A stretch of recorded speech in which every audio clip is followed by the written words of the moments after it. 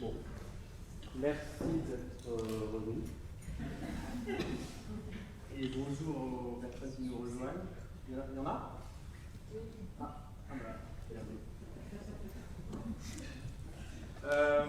Donc on va faire les chapitres 15 à 21. Si on n'a pas vu les précédents, c'est pas grave. Et ça s'appelle athlétisme affectif.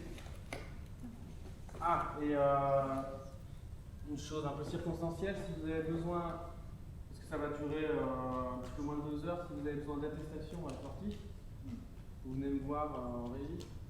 Je vous en donne. À tout à l'heure. Ça va?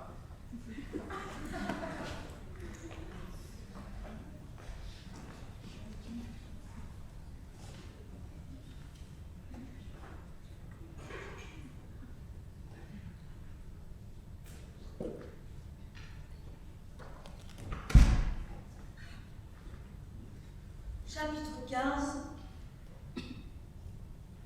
Les acteurs sont des athlètes du cœur. S'il nous fallait imaginer ensemble ce théâtre de la cruauté dont parle Antonin Artaud, il écrira dans une lettre un peu plus tard « J'ai dit cruauté comme j'aurais dit la vie ou la nécessité, il me faudra, moi, inévitablement convoquer certaines des images qu'il décrit dans son premier manifeste de 1932. Ces images qui, au théâtre, obéissent à toutes les exigences de la vie. Et je peux commencer par vous dire qu'il s'agit de faire du théâtre une fonction au sens propre du mot, quelque chose d'aussi précis et localisé, vous pouvez faire pareil, que la circulation du sang dans les artères et le développement chaotique, en apparence, des images du rêve dans le cerveau. Et avant tout, il importe de rompre l'assujettissement, c'est-à-dire la dépendance du théâtre et de l'acteur au texte, en essayant de retrouver la notion d'une sorte de langage à mi-chemin entre le geste et la pensée. Le spectacle que nous pourrions imaginer ensemble, vous et moi, si vous me le permettez, comporterait des cris jetés en l'air, des apparitions, des lamentations, des surprises, des coups de théâtre de toutes sortes. J'imagine la beauté incantatoire des voix, celle de mes amis acteurs qui sont assis parmi vous, et la mienne, le charme de l'harmonie, les notes rares de la musique sous l'inflexion desquelles il nous faudra agir. Je nous imagine tous atteindre un diapason nouveau de l'octave, et émettre des bruits absolument inaccoutumés et fabriquer des sons, des bruits peut-être insupportables, mais en tout cas lancinants. Et soyons fous. Si on abandonnait les utilisations occidentales de la parole, nous pourrions faire avec des mots, des incantations. Je piétinerais éperdument des rythmes, je pilonnerais des sons, je pousserais la voix, je mettrais des vibrations. Il ne s'agit évidemment pas de supprimer la parole articulée, mais de rendre aux mots à peu près l'importance qu'ils ont dans les rêves. Et alors, vous auriez devant vous des précipités véridiques de rêves, où votre goût du crime, ou vos obsessions érotiques, ou votre sauvagerie, vos chimères, votre sens utopique de la vie et des choses, ou votre cannibalisme même pourrait se débonder, c'est-à-dire exploser, non pas sur un plan supposé et illusoire, mais intérieur.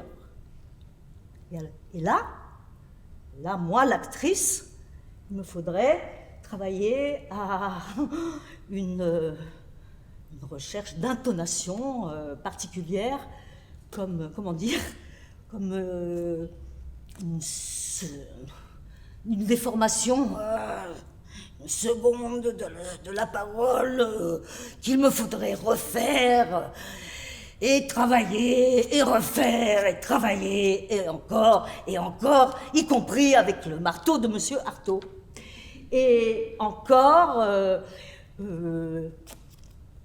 étiqueter les 10 001 expressions du visage épinglées à l'état de masque, et puis encore faire le catalogue de tous les gestes et attitudes évocatrices, symboliques et évocatrices de toutes les circonstances de la vie, les gestes émotifs ou arbitraires, les mouvements d'ensemble ou de particuliers, qui seraient doublés et multipliés par tout un amas de gestes reflets, constitués par l'ensemble de tous les gestes impulsifs, les attitudes manquées, les impuissances, les lapsus de la parole et de l'esprit qui se manifesteraient, par lesquels se manifesteraient les impuissances de la parole d'avant les mots.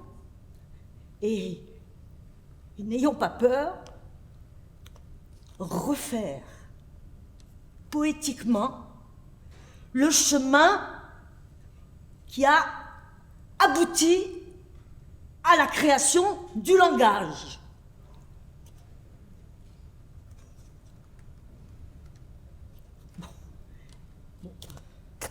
Cela choque votre sens européen de la liberté scénique ou de l'inspiration spontanée. C'est possible, mais qu'on ne dise pas que cette mathématique sera créatrice de sécheresse ni d'uniformité. Un jeu de jointure, l'angle musical que le bras fait avec l'avant-bras, un jeu de mains volantes comme des mouches dans le soir vert qui semblent se séparer de la main. Tout cela serait pour vous comme un effet de miroir où les membres épars semblent se renvoyer des échos, des musiques, où les sons de l'orchestre et les souffles des trompettes évoqueraient l'idée d'une intense volière dont les acteurs seraient le papillotement. Et pour ce spectacle, on pourrait s'inspirer d'une sorte de répertoire que Antonin Artaud nous donne dans son second manifeste de 1933. Il nous propose une adaptation d'une œuvre de l'époque de Shakespeare, entièrement conforme à l'état de trouble actuel des esprits, ou un extrait du Zohar, l'histoire de Rabbi Shimon conserve toujours présente la puissance de l'incendie, ou l'histoire de Barbe Bleue, mais d'après les archives, et avec une nouvelle conception érotique, le Wojciech de Büchner, mais par esprit de contradiction contre tous nos principes, à titre d'exemple de ce qu'on peut faire avec une œuvre écrite. C'est une fois un pauvre enfant qui n'avait plus ni père ni mère, tous étaient morts. Et alors, il est parti et il a pleuré. Et comme il n'avait plus personne sur la terre, il a voulu aller au ciel. La lune le regardait si gentiment. Et quand il est arrivé sur la lune, il n'était plus qu'un morceau de branche mort. Alors il a voulu aller sur le soleil. Et le soleil n'était plus qu'un vieux tournesol fané. Et alors il a voulu aller sur les étoiles. Mais les étoiles, c'est de petites mouches dorées, piquetées comme par une pigriège sur un prunellier. Et alors, quand il a voulu revenir sur la terre n'était plus qu'un pot de chambre renversé, et il s'est assis et il a pleuré. Et il est toujours assis, il est toujours tout seul. On pourrait aussi prendre les œuvres, une œuvre des Élisabétains, dépouillée de son texte, dont on ne conserverait que les costumes, l'action. Mais Camille, fais voir. Bon, c'est pas très bien. C'est trop, en fait, c'est trop proche de nous, ça. Non, la beauté des costumes que nous porterions serait empruntée à certains des costumes rituels, parce qu'il est évident que ces costumes, bien qu'ils aient été un jour d'époque, conservent leur beauté révélatrice du fait de la proximité des civilisations qui leur donnèrent naissance, bien sûr. Et là aussi, il y a un problème.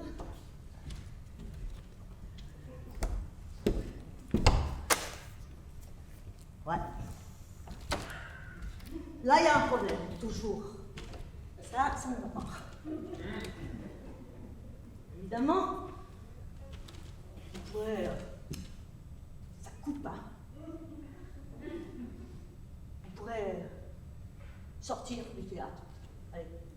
dehors. Bon. Mais c'est trop facile.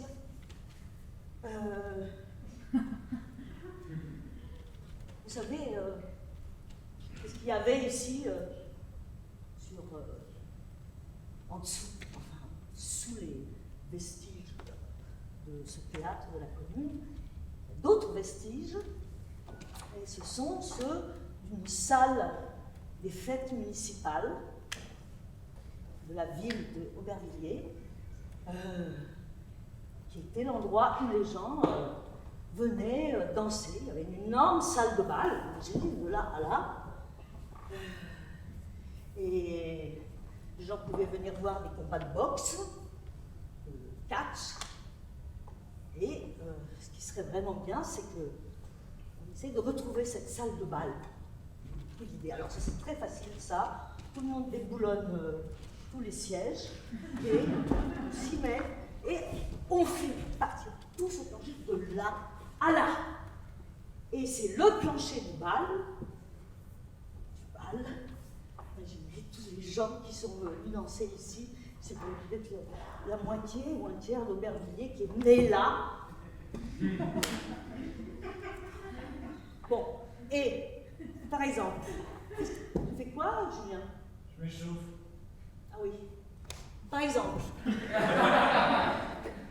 les acteurs pourraient venir s'agglutiner tout autour de Julien, comme dans un essaim, et à tous les quatre coins, dans tous les quatre coins de la salle, au nord, au sud, à l'est et à l'ouest.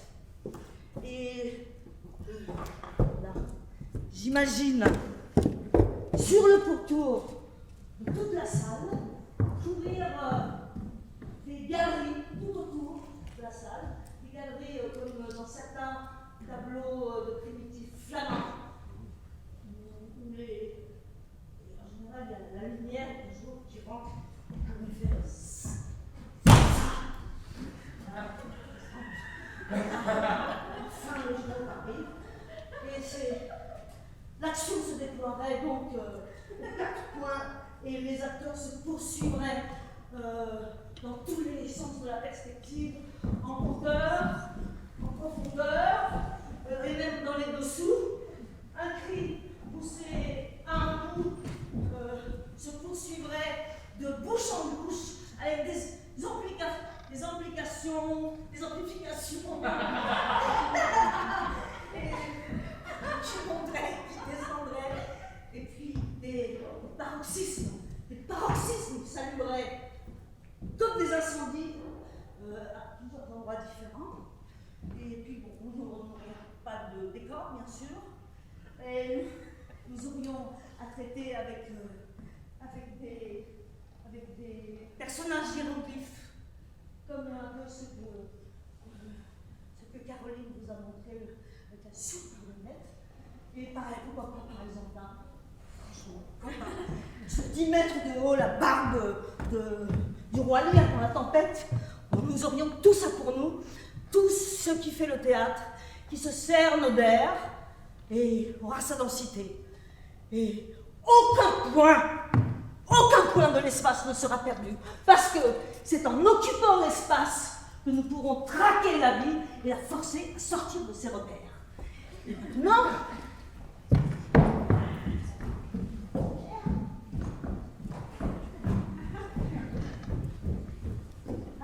voyons ce qu'on a.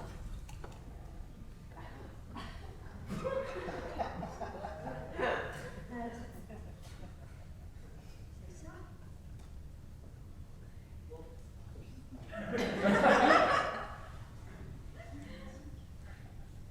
Bah, c'est pareil.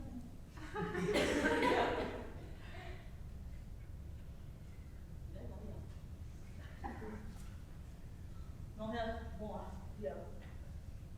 la gamme colorée, les appareils lumineux, actuellement, ils sont absolument à avoir de bout en bout.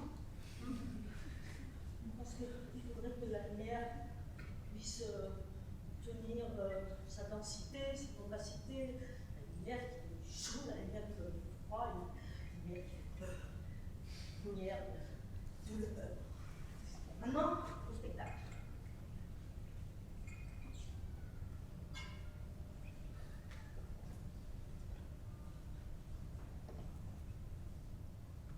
Voici venir les guerriers. Ne regardez pas, regardez là-bas. Ils arrivent au fond avec des grondements de peur et des cris d'entrailles. Un immense tressaillement, une volumineuse rotation comme magnétique s'empare d'eux, et vous sentez que se précipitent des météores, des végétaux, des minéraux, et que se recouvre le vide de leur peur. Et derrière les guerriers, voici venir le double, tout petit, avec sa peur qui vaut pour toutes les latitudes. Et regardez, il se touche sans cesse un point de sa tête, comme s'il cherchait à localiser une sorte d'œil central. Et voilà comment un geste à peine nous sépare encore du chaos. Et maintenant, je vais m'arrêter, que vous puissiez imaginer la suite, tous ensemble, solidaires.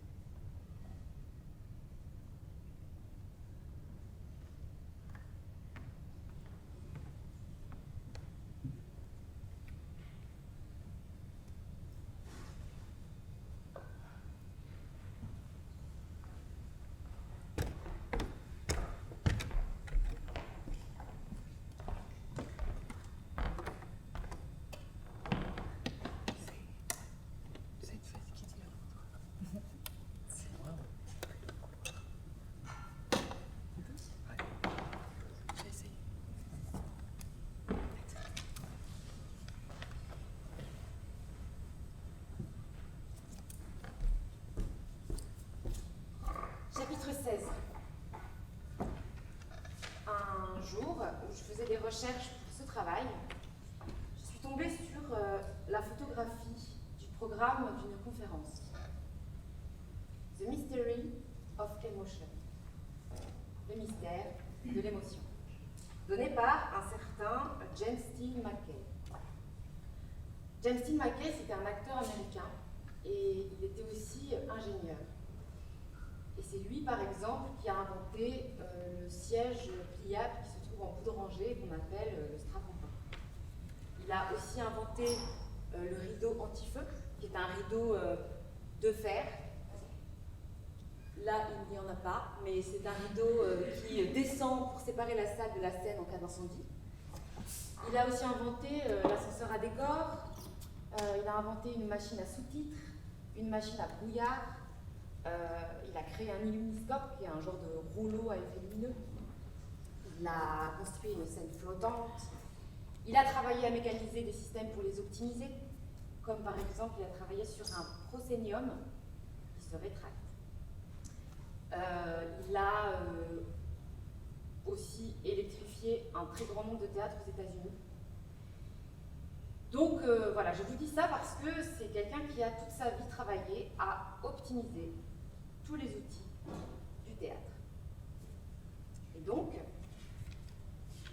sur ce programme, on peut lire que le soir du mardi 20 octobre 1874, au Red Pass Lyceum, qui est un music hall à Boston, vous pouvez apparemment assister à The Mystery of Emotion, une conférence illustrée par James Steele MacKay.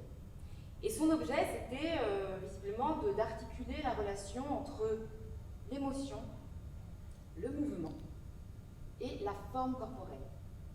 Donc il montrait des gestes, des attitudes, des dessins sur un tableau, et ensuite il montrait toute une série d'exercices visant à préparer le corps, comme un training, un entraînement, pour qu'il soit plus performant dans l'expression physique des émotions.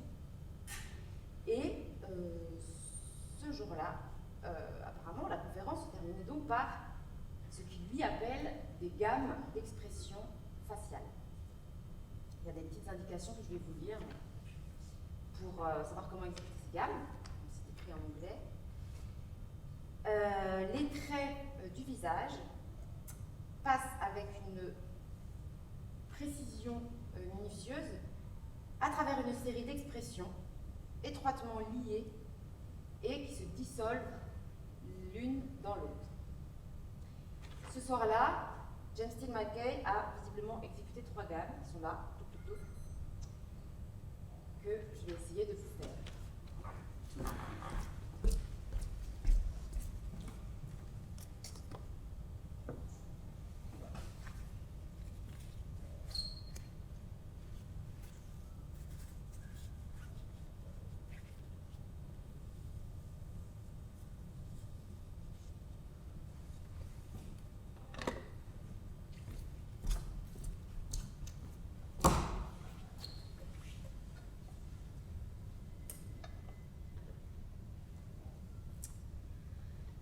Première gamme.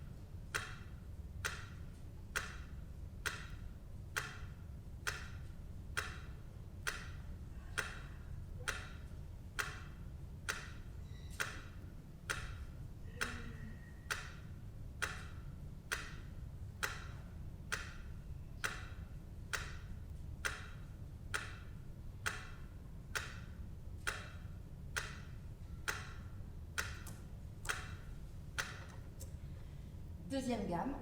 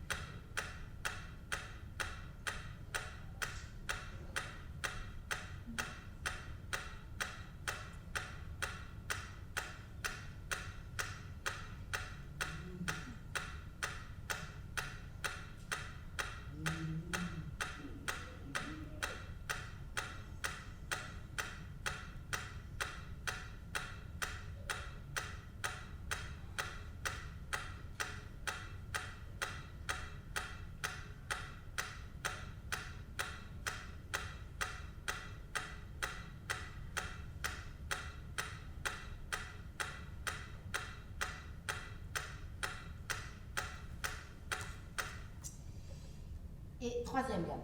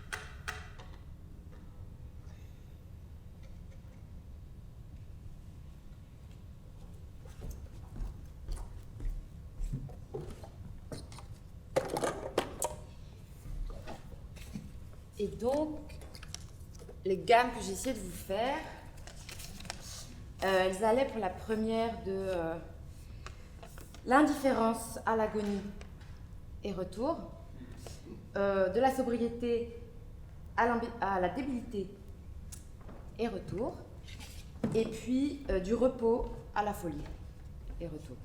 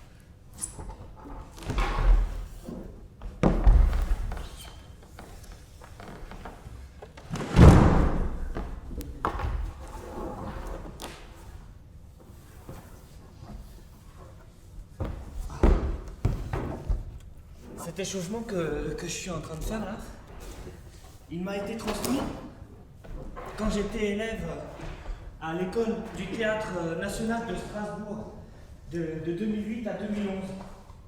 Et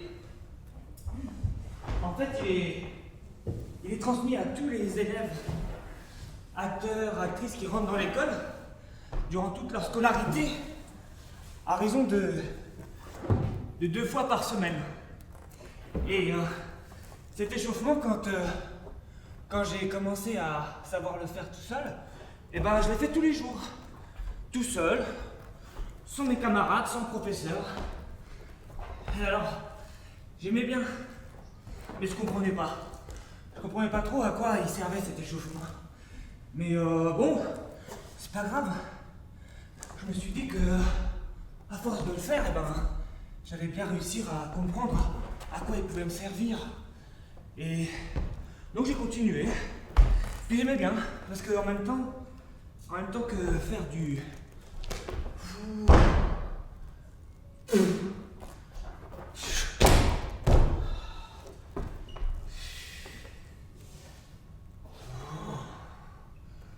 En même temps que faire du sport, en même temps que faire du théâtre, je veux dire, ça me permettait aussi de faire du sport. Et puis quand j'ai sorti de l'école, j'ai continué à le faire pendant 5 ans, tous les jours. Et sur les projets sur lesquels je travaillais en tant qu'acteur,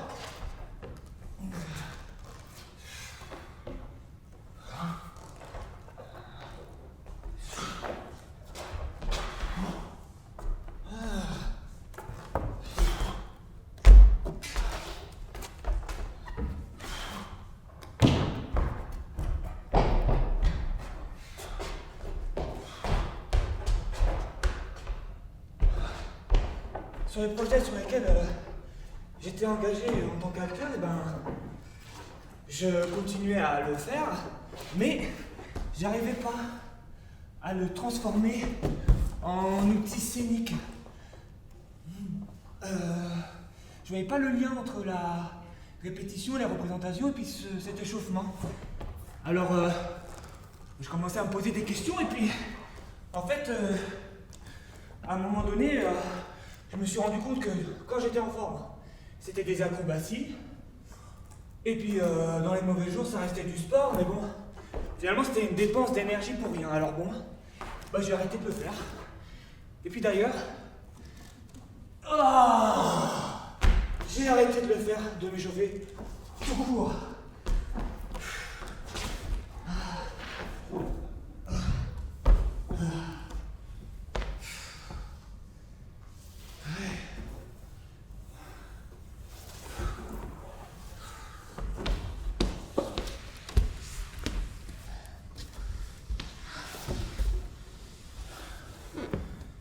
Jusqu'à ce que, en préparation de ce chapitre, je lise ce livre, L'énergie qui danse, dans lequel Eugenio Barba fait la description d'un training.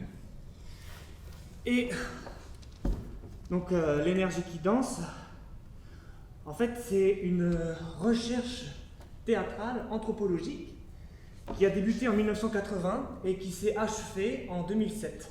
Donc là, ce livre, il est de 2008. Et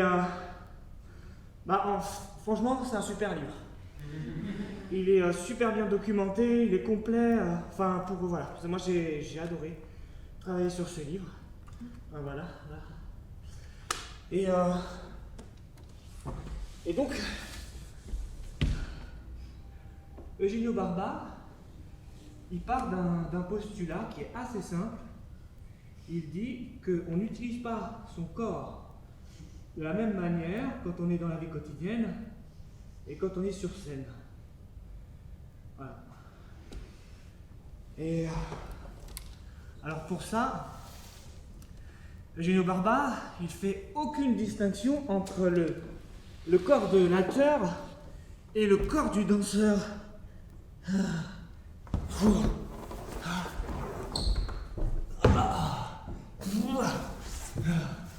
Donc théoriquement, son projet consisterait à remonter à une position de l'acteur qui aurait existé jusqu'à la Renaissance en Occident et qui existe encore aujourd'hui partout ailleurs dans le monde.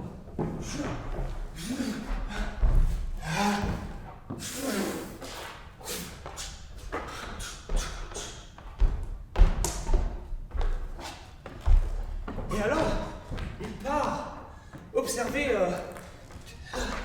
différentes traditions théâtrales comme la danse puyo japonaise, la danse balinaise, la danse afro-brésilienne des Orixas, la danse classique moule, et puis il voit aussi le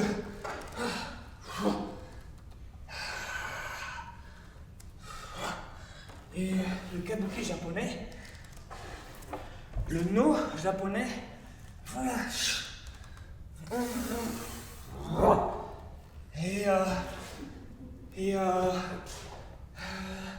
Ah oui, l'opéra de Pékin, chinois.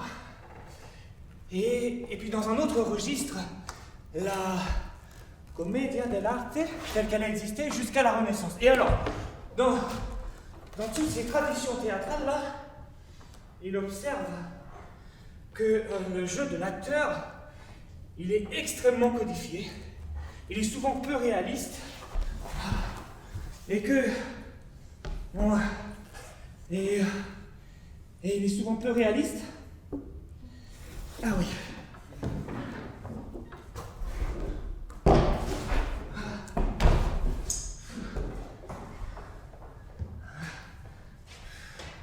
Et que souvent, il mélange le chant à la danse.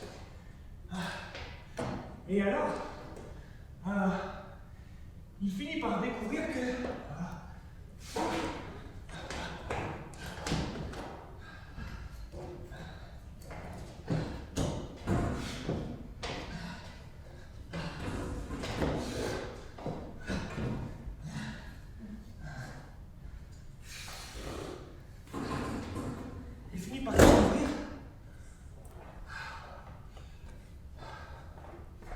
que dans toutes ces traditions, il y a un travail préalable qui a lieu avant même la représentation,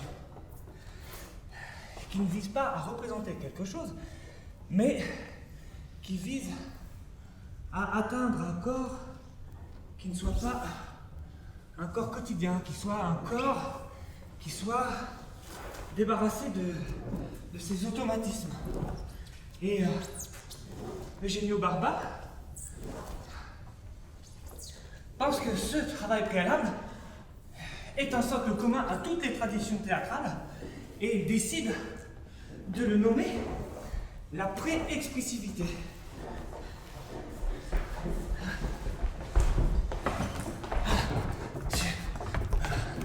Et alors, pour Eugenio Barba,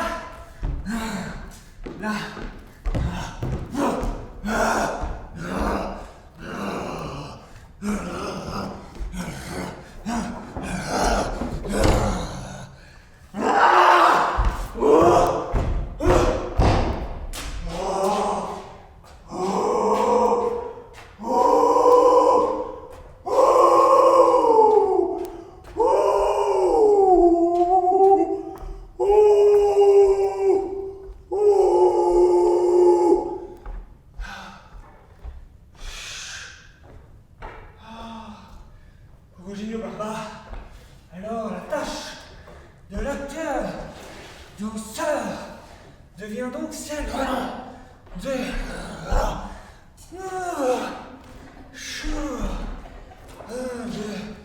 de travailler à sa présence scénique et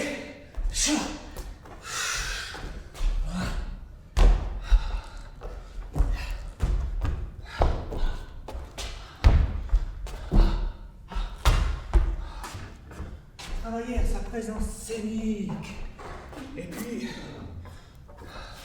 de découvrir les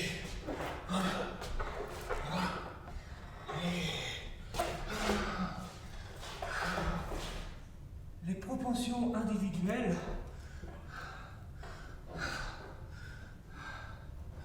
de son énergie propre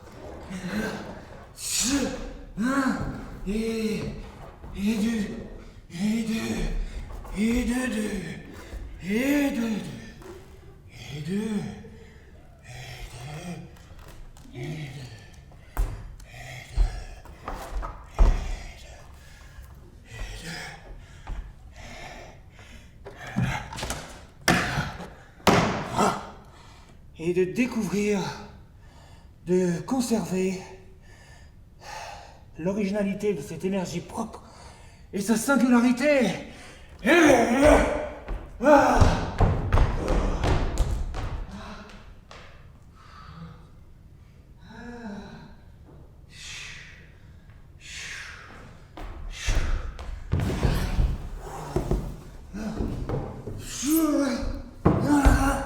Et cette énergie propre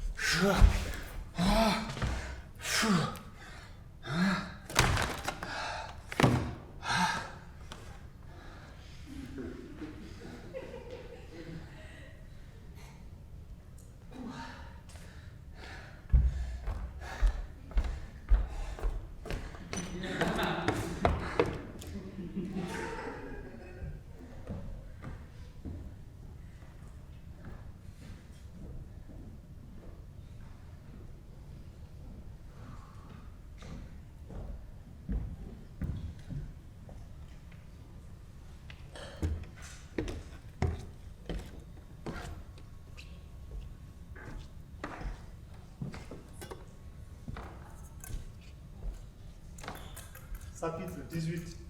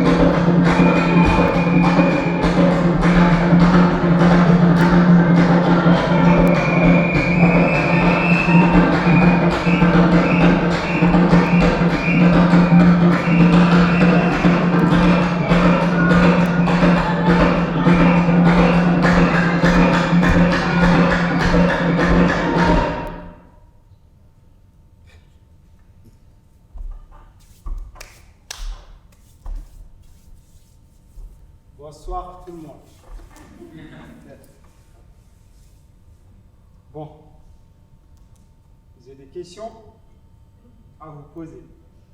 Bon, s'il vous plaît, n'hésitez pas à me répondre. Bon. Dans votre imagination, ce que je viens de faire devant vous,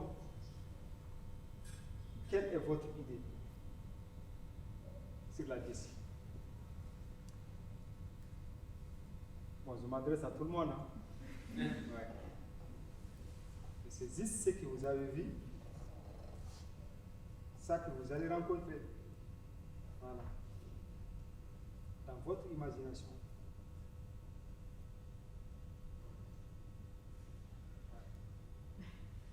Ouais. Vas-y.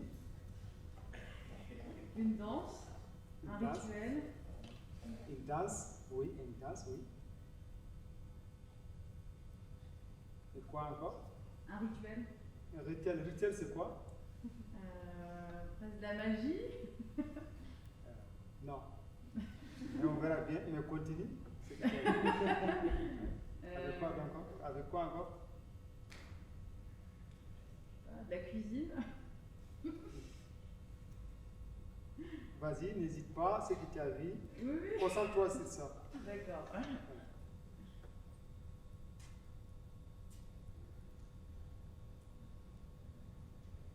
Ah. Quelqu'un d'autre? Pourtant, la salle est remplie. Hein? Mais j'ai besoin de votre... Sur le plan premier, on voit qu'on pourrait dire descriptif, c'est-à-dire est-ce que c'est lié à votre culture, est-ce que c'est pas lié à votre culture, ou je dirais effectivement du folklore, une danse folklorique, mais un rituel peut-être parce qu'il y a un rapport à l'attente, on est dans un process. Voilà. Oui, bon, s'il vous plaît, je ne t'entends pas très bien. Pardon? Parlez plus fort. Ouais, Plus fort, s'il vous plaît. j'ai pas une voix qui porte. Je suis pas du tout une actrice. Oui, oui. Mais, excuse-moi. Oui, en fait, à première vue, descriptif, ce serait en fait effectivement un déplacement dans l'espace avec ouvrage et une esthétique du cercle. Oui. Alors le cercle, effectivement, dans différentes tribus ou rituels, une danse, ça revient. C'est pas lié à ma culture, mais c'est lié à des cultures que je lis, qu'on m'a donné à lire. Donc, je dirais folklorique parce que c'est lié à quelque chose qui est de l'ordre du populaire, de la popularité, de ce qu'on ressent, mais qu'on ne connaît pas. Enfin, un peu moi, je ne pratique pas. Donc, il y a à la fois un rapprochement, c'est une lecture culturelle, mais en même temps une distance parce que c'est pas lié à moi. D'accord. Ce que tu as dit, bon, ce qui est plus nombreux dedans, bon, comme je n'entends pas très bien, mais ce que je viens de comprendre quand même, j'espère quand même que tu as bien compris, tu as beaucoup compris sur la DC. Mais ça sonne mal, quoi.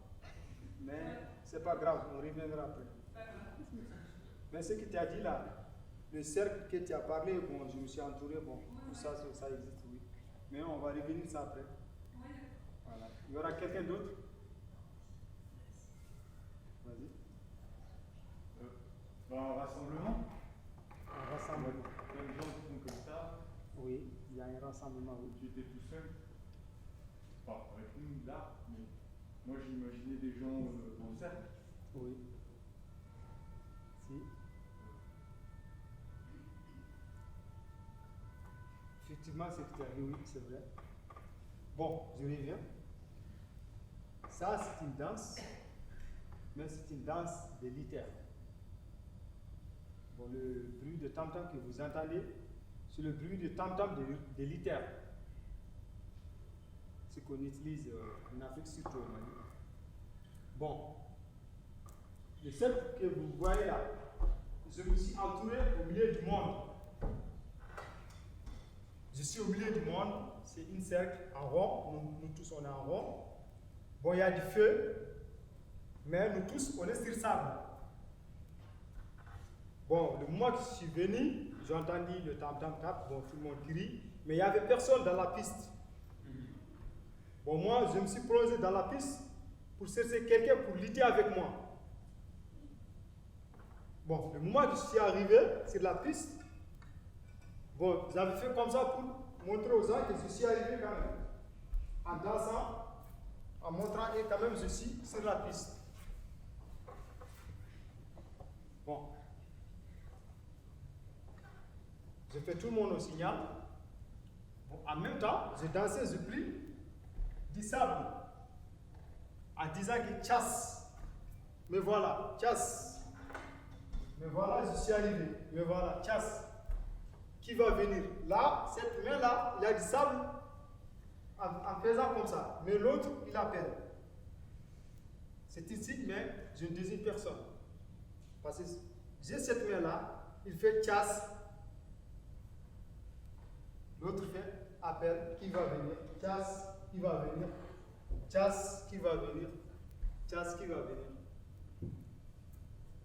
Je suis pas eu quelqu'un, bon, j'ai changé en disant un autre main, en disant encore qui va venir, qui va venir, qui va venir.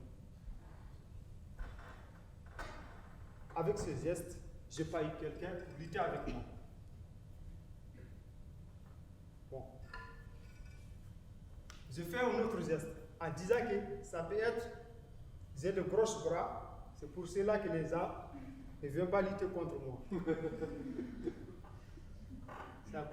C'est à cause de gros bras. Avec ces gestes aussi, je n'ai pas eu quelqu'un pour lutter avec moi. Je vais dire, bon, ça veut dire que c'est avec les gros bras et des grosses armes que je n'ai pas eu quelqu'un pour lutter avec moi. C'est avec les grosses bras et des grosses armes que je n'ai pas eu quelqu'un pour lutter avec moi. Avec cette geste, je n'ai pas eu quelqu'un pour lutter avec moi. Bon, je dis, je suis le plus fort.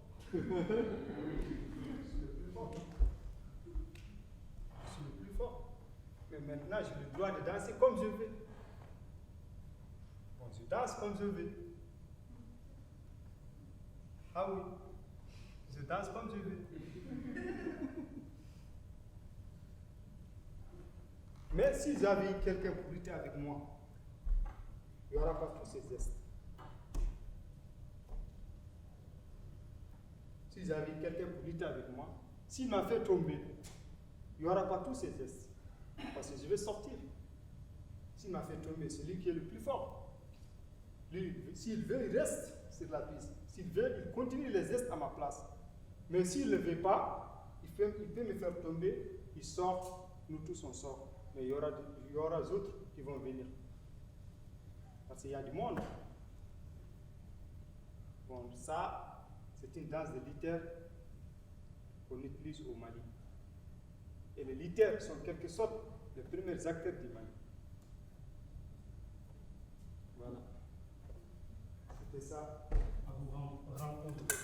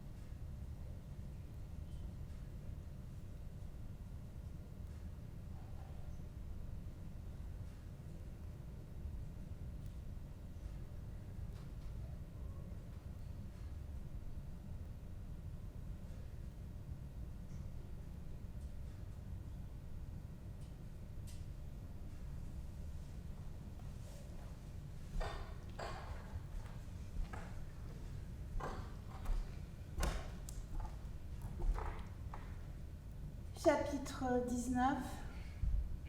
Jerzy Grotowski, vers un théâtre pauvre. Exercice de composition numéro 1. Un corps qui s'épanouit et se fane.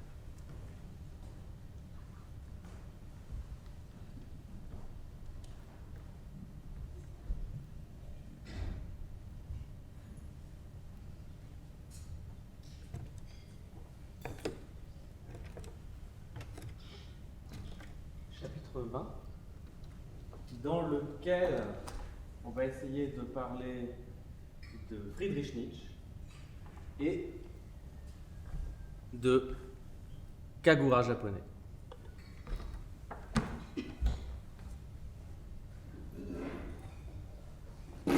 Yoshi, vous me rejoignez ?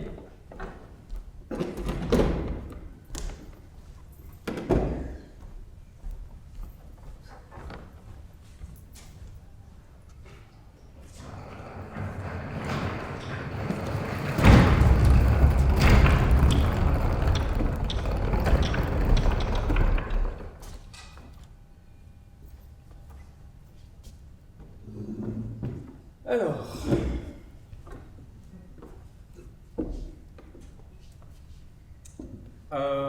je propose qu'on commence par parler de la naissance de la tragédie de Nietzsche. Oui. Vous voyez à peu près le livre ? Ok. Alors je vais vous dire ce qui moi m'intéresse dans le livre. Il y a quelques pages dans ce livre où Nietzsche il a une idée comme ça. Il dit que derrière chaque acteur, il y a une divinité. C'est la tragédie antique, donc c'est Dionysos, le dieu du vin, des passions, du théâtre, et que chaque acteur tragique qui monte sur un plateau doit convoque de fait une divinité, quelque chose de plus grand que l'humain. Vous voyez? Bon, moi j'adore cette idée, ça m'excite beaucoup, mais force est de constater que en Europe, en France, j'ai l'impression qu'on ne voit pas trop ça. Quelque chose qu'on a perdu peut-être, je ne sais pas. Et c'est pour ça que j'aimerais penser cette chose-là en regard du kagura japonais ou de pratiques théâtrales japonaises que j'ai vues moi par ailleurs. Et il me semble que les spectacles sont toujours faits en relation avec des dieux ou des oni, des bons démons, quelque chose comme ça. Je me trompe ou pas?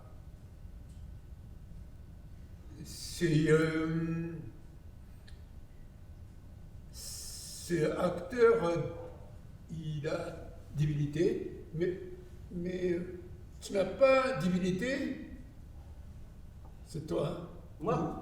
Vous n'avez pas dedans divinité? Vous n'avez pas divinité? Non. Qu'est-ce que ça veut dire divinité?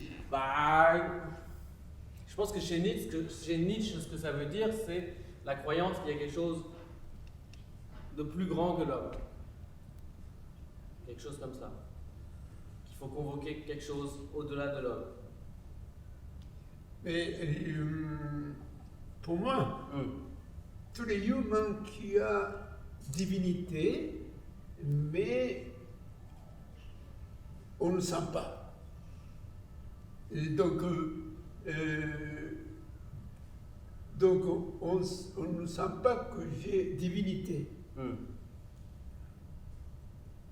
Mais sur la scène, par exemple, Kagura, où j'ai vu africain comme ça, ça veut dire que Kagura, pendant fête de temple, on fait des spectacles, c'est divinité, pour sentir divinité, ce que nous ne sent pas la vie quotidienne.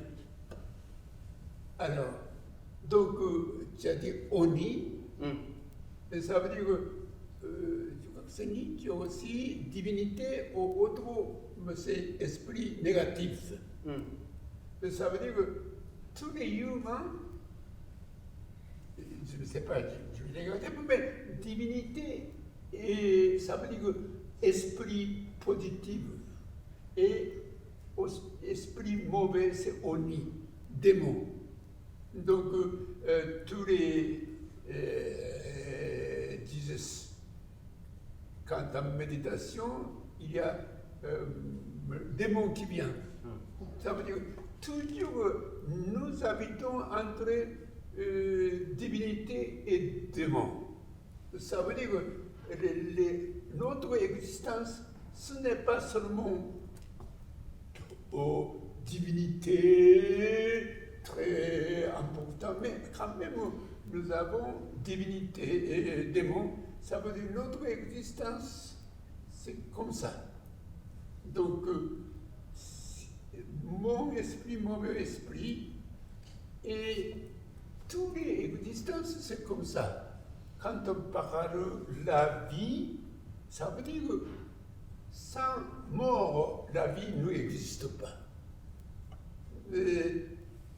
Aller-retour, ça veut dire que si retour n'existe pas, aller, ça n'existe pas.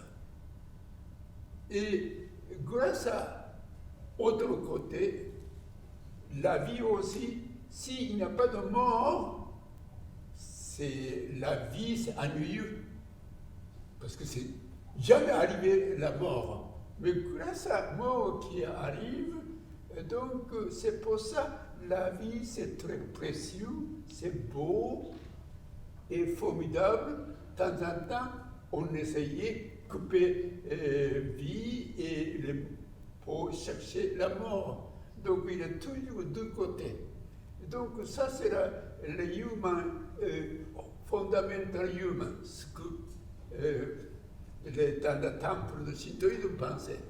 Et donc pendant le festival, c'est l'histoire de pièces d'histoire, c'est grâce à... Alors, cette divinité, c'est où est-elle divinité? Cette divinité, il y a quelque chose de divinité qui existe là. On sent que divinité, moi, je ne sais pas divinité, mais il y a quelque chose de nature, énergie de nature, une vibration de univers. Il est là. Je ne sais pas qu'est-ce qu'il fait, mais il est là. Et moi, peut-être cette divinité, ça veut dire mon vibration de la vie, c'est la connexion de là. De pour ça, c'est le Kagura. J'ai joué de l'histoire grâce à ce esprit divinité, bon esprit, j'étais mauvais esprit. Et puis public, on sent ensemble, voilà, grâce à la divinité, nous laisser sortir de mauvais esprit et nous continuons à vivre. Donc, cette histoire de Kagura, on parle de cette divinité et notre vie. Et donc, mais aujourd'hui, théâtre, il s'en fout. Et moi, j'ai habité émotions, pensées, intellectuelles, et désirs, jalousie, tout ça. Nous vivons de la tête jusqu'à pied. Mais, qu'est-ce que je veux dire? Ça veut dire, c'est le théâtre aussi, on fait théâtre de là jusqu'à là. Et donc, toute l'histoire, ça, mais on s'en fout de divinité. Mais ce n'est pas divinité, mais il y a quelque chose, c'est énergie de nature, vibration de nature. C'est les gens, quelqu'un dit, c'est Dieu, divinité, ça c'est ce qu'il veut dire, mais il y a quelque chose qui existe. Est-ce que tu peux écrire quelque chose? Donc, quelle est la forme de théâtre aujourd'hui? Ici? Ici, tout le monde a la même chose, au Japon aussi. Eh bien, il y a un acteur. Oui. Plusieurs. Oui. Il y a des spectateurs. Oui. Et l'acteur, il parle au spectateur. Oui, il raconte l'histoire, oui. C'est ça. Et le spectateur, éventuellement, il paye. Oui, c'est très important. Et succès, femmes, applaudissements, tout ça. Là. Ça, c'est ici. Oui. Ça, c'est. Allez. Théâtre. On va mettre de la vie. Ok. Et Kagura, c'est quoi? Kagura. Bon, il y a des acteurs aussi. Il y a des spectateurs. Oui, c'est ça. Mais les acteurs, ils sont pas payés, ils sont amateurs. Oui, c'est parce que ça n'existe pas. Parce que l'acteur, il joue, par exemple, Paris, on fait comme Kagura, mais parce qu'on reçoit l'argent du public, on donne au temple. Donc son but, c'est on peut partager quelque chose de vibration de nature avec le public. Mais ce acteur, il y a des bons esprits, mauvais esprits. Ok. Bon esprit, mauvais esprit.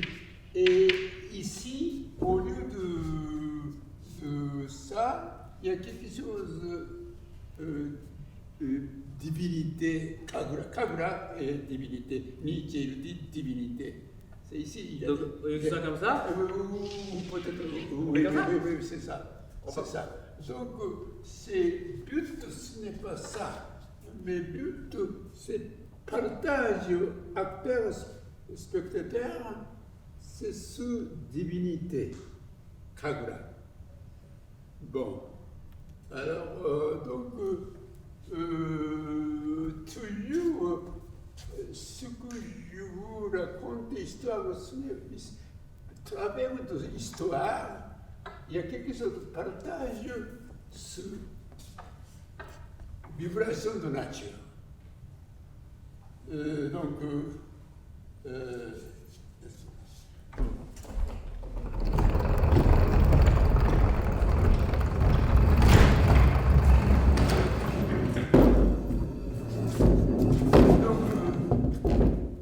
Acteur joué.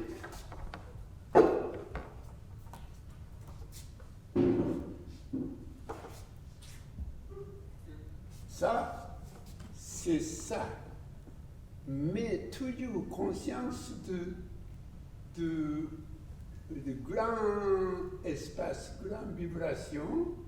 Et ça, c'est lui, il a fait l'espace.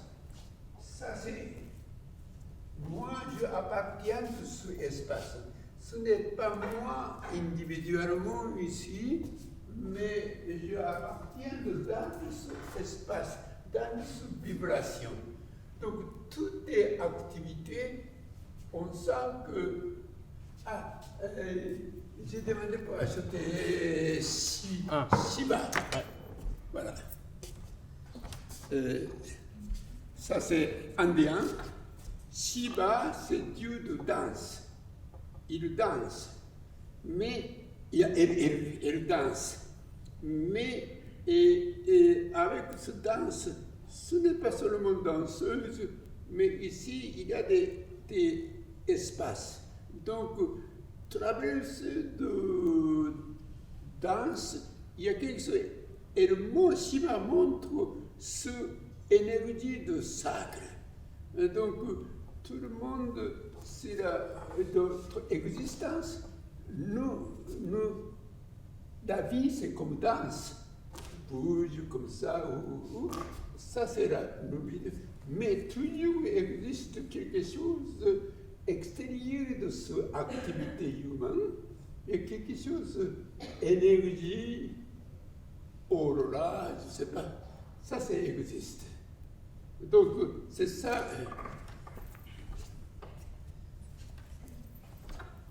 Donc, dans l'espace, quand je bouge, ce n'est pas ici, mais moi je suis le ciel et le centre de la terre. Moi je suis pont entre le ciel et la terre. Donc il y a ça. Et espace droite, gauche, devant, derrière, dans l'horizon. Ça, c'est mon existence. Ce n'est pas mon existence, c'est là. Mais là, et là, et là, et là, et moi. Donc, c'est aussi milieu, où j'ai 4 directions. Et espace, ça, et toute l'activité. Donc, là, le bras, il va jusqu'à l'horizon. Et plaisir, ce n'est pas ici, mais plaisir, c'est là. Et donc, par exemple, regardez la lune. Regardez la lune à ce moment-là, mon but, ce n'est pas mon mouvement, mais il y a quelque chose avec le public, avec mon activité physique, mes buts. Donc c'est mon responsabilité, ce n'est pas de là, mais mon responsabilité à la fin de l'index jusqu'à la lune, ça, je dois donner au public. Et donc, ça c'est la conception, je crois que c'est Nietzsche dit divinité, mot, n'importe quoi, mais il y a quelque chose plus que moi, il y a quelque chose de grand.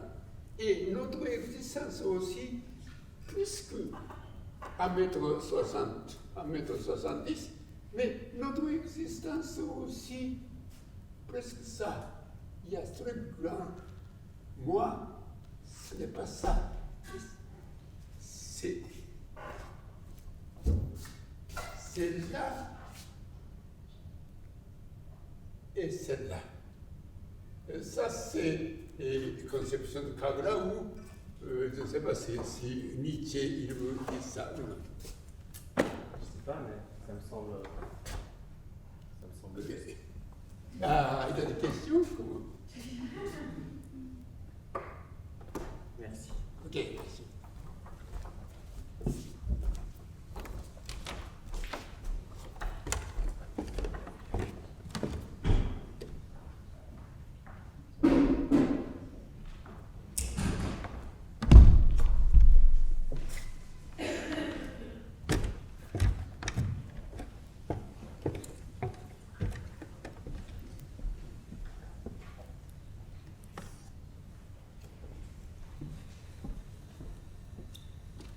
Chapitre 21. Ça va?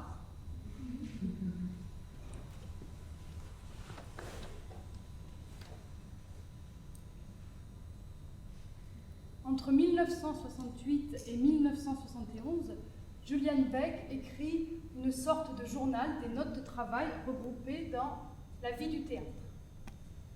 Ce livre, il l'écrit seul, mais toute sa vie d'homme et de metteur en scène, il la passe avec sa compagne Judith Malina. Il écrit d'ailleurs « Je façonne ma vie dans le théâtre, avec Judith, l'ange de ma vie, sans qui il n'y aurait jamais eu de Living Theatre. » Le Living Theatre, c'est donc le groupe de théâtre qu'il fonde à New York à partir de 1947 et pour lequel il s'entoure d'acteurs, comme ils le disent eux-mêmes, gauches, sans formation, avec une mauvaise élocution. Alors cela leur a été beaucoup reproché, mais ils y tenaient fermement, car ils ne voulaient surtout pas que les acteurs soient le miroir des gens qui vivent en démocratie et qui sont bons, rationnels, bien équilibrés, sains, et qui parlent comme s'ils récitaient des vers de musée. Alors j'ai été très surprise par la densité du livre, parce qu'il y a à la fois des notes sur le théâtre, mais sur l'art en général, sur la politique, sur la religion. Et surtout, j'ai trouvé que l'écriture de Beck avait une grande force parce qu'elle arrivait à véhiculer l'énergie de leur projet théâtral et la façon dont ils avaient agencé leur vie pour mener à bien ce projet.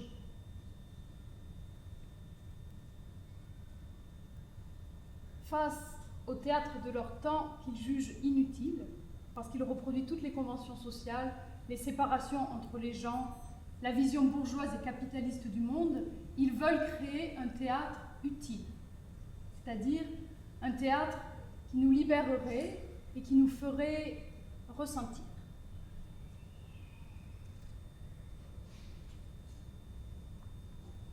Faire quelque chose d'utile. Rien d'autre n'est intéressant. Rien d'autre ne peut intéresser le public, le grand public.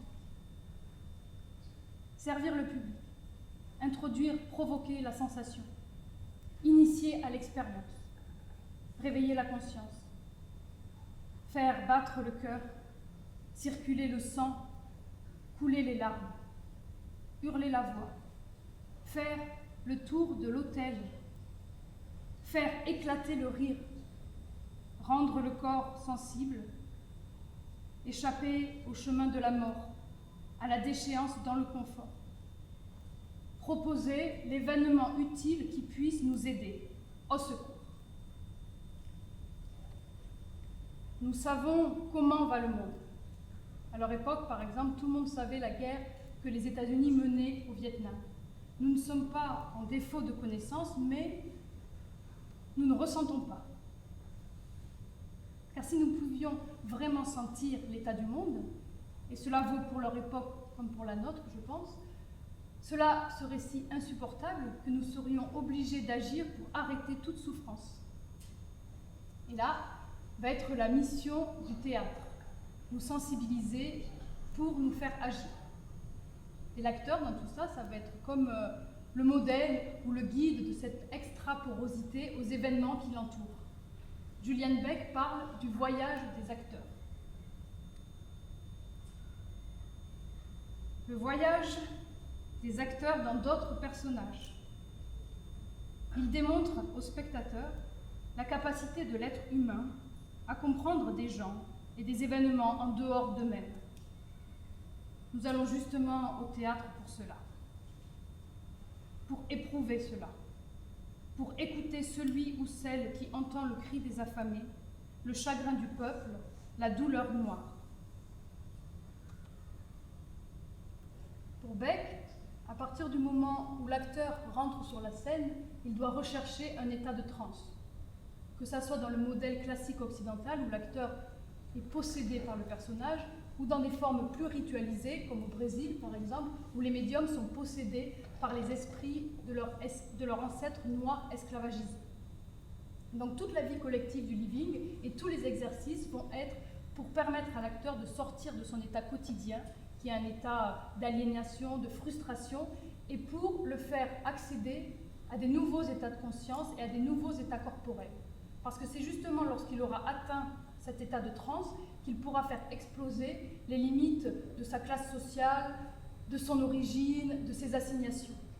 Et Beck raconte lui-même qu'en tant qu'acteur, c'est au moment où il atteint cet état qu'il peut parler avec amour à la classe dominée comme à la classe dominante.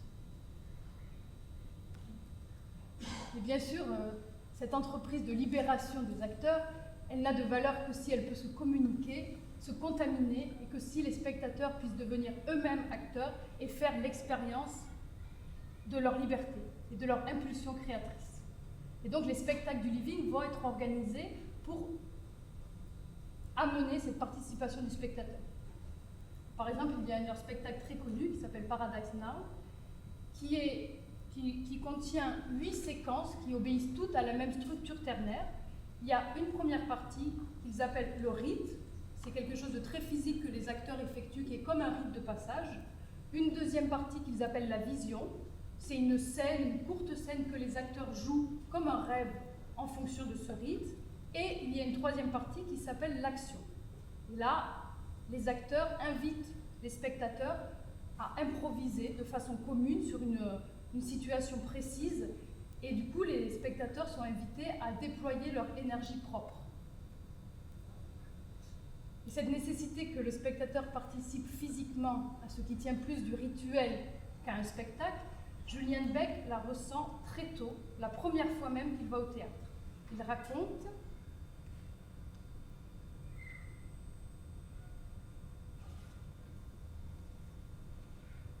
à l'âge de 6 ans, j'ai mangé un mouchoir en entier, morceau par morceau, à une représentation de Hansel et Gretel au Metropolitan Opera. C'est un opéra qui tourne autour du manger, des maisons de sucre, des enfants affamés, des miettes de pain, de l'engraissement de Hansel et Gretel, du sorcier cannibale qui mange les enfants. Mon père pensait que je mangeais par nervosité, ce qui était vrai. Mais je mangeais aussi avec Hansel pour m'identifier à lui, l'affreux mouchoir sans goût. Et alors, je n'avais plus à le faire. Tous les enfants étaient libres, hors du four, non croqués, vivants et encore prêts à grandir. Tout ce que j'ai jamais pu faire au théâtre a été une tentative de libérer le vif désir de sortir de la cage de la prison du sorcier. Tentative que l'expérience de Hansel et Gretel fit naître en moi. Pour le living, Julian Beck et Judith Malina vont donc inventer des formes suffisamment amples, larges, où l'improvisation est à la base et où la vie peut être créée plutôt qu'être tout simplement répétée. Une forme de théâtre libre où chacun devient acteur et peut expérimenter sa liberté. Et une des définitions que donne Julian Beck du théâtre libre, celle-ci: le théâtre libre est illuminé par ses échecs. Là où réside la liberté, l'échec est tolérable et prend un autre sens. Et la joie d'être libre, ne rien faire, faire n'importe quoi, être, soutenez le tout.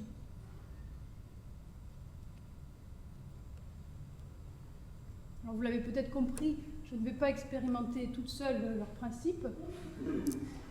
Donc, pour finir cette partie, je vous propose plutôt qu'on fasse une dernière chose ensemble.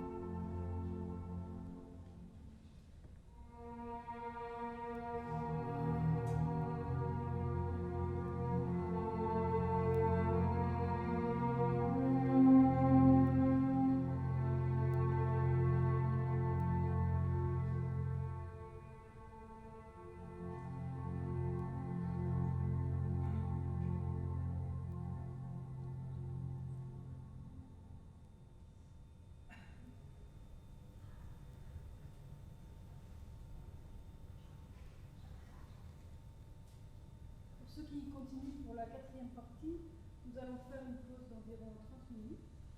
Et pour les autres, nous vous remercions et nous vous souhaitons une bonne soirée.